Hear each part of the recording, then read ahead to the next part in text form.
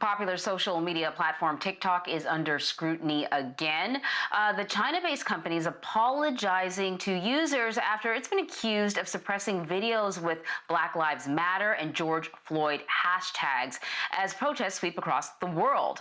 Other popular hashtags on the app also appear to have been affected by what TikTok is calling a, quote, technical glitch. So CNET senior producer Dan Patterson is joining us now to break all of this, to break this down. Dan, so first off, give us a sense of what sort of content seems to be impacted by this glitch, as they put it, which really some are accusing it of suppression. Yeah, so the glitch, as TikTok calls it, content is mostly around hashtags related to the protest. According to the Atlantic Council's Digital Forensic Research Lab, who studies content like this, it looks like around the first week of June, protest-related tags and topics started to become hidden or restricted, particularly the tag ACAB, which is an anti-police slur and a very common protest slogan.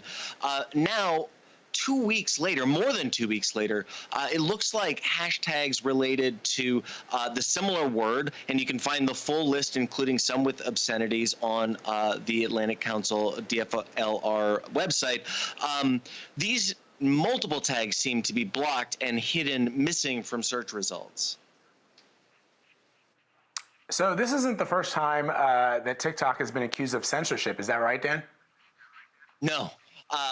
In fact, let's put this in some context. TikTok is not some plunky little startup. In fact, their parent company, ByteDance, is the world's most valuable startup, over $50 billion more valuable than Uber. So I did reach out to a TikTok spokesperson. I did talk to them while reporting this segment, but their spokesperson declined to answer our questions. I reached out a couple times to try to get them to speak before doing this segment. But they have faced similar allegations of censorship in the past, especially during the Hong Kong protests.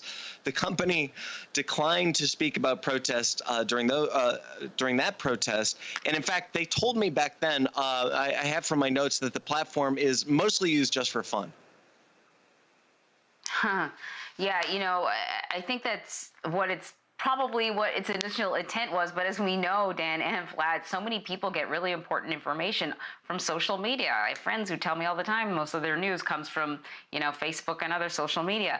So looking ahead to the 2020 election, there's a real concern about political content being suppressed. What role, particularly when we think about young people, where they get their information from and encouraging them to vote, there's a real concern about a platform like TikTok suppressing stuff like that. Yeah, so it really doesn't matter what your initial intent of the platform use was for, as we're kind of learning from Facebook right now. And in fact, by contrast, Facebook has kind of grown up in the public eye and started to do a bunch of different changes to their platform to elevate important political speech and content. Whether you like their policies or not, they are at least kind of consistent with it. TikTok has, at least in my case, kind of deferred when it comes to how they want to, at least from a policy perspective, address political content. And they do have almost 1 billion active users. Many of them, like you said, Anne-Marie, are young people. So their role is pretty important right now. Mm-hmm. Dan, let me ask you about Facebook announcing late Tuesday that it's creating a new online voter information center in an effort to get 4 million people to register to vote. Facebook has been under fire since the 2016 election, essentially, for allowing what some say are these nefarious posts to, sort of encompass the entirety of the website. Now they're proposing this registration drive. What are you hearing about? What are you hearing?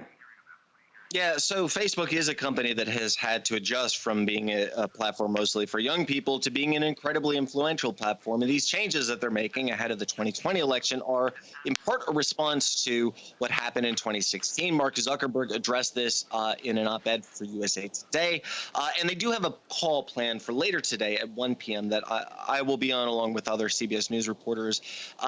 They sent a statement ahead of this saying that their voter information center will be a place where people can get information about where to register to vote. There's a timeline counter to when actual election day is, and absentee ballot or mail-in ballot information. So their intent is to make this a useful dashboard for people to get updates and information about when the U.S. election is happening from an authoritative perspective, not just all the other interesting content that floats around on Facebook.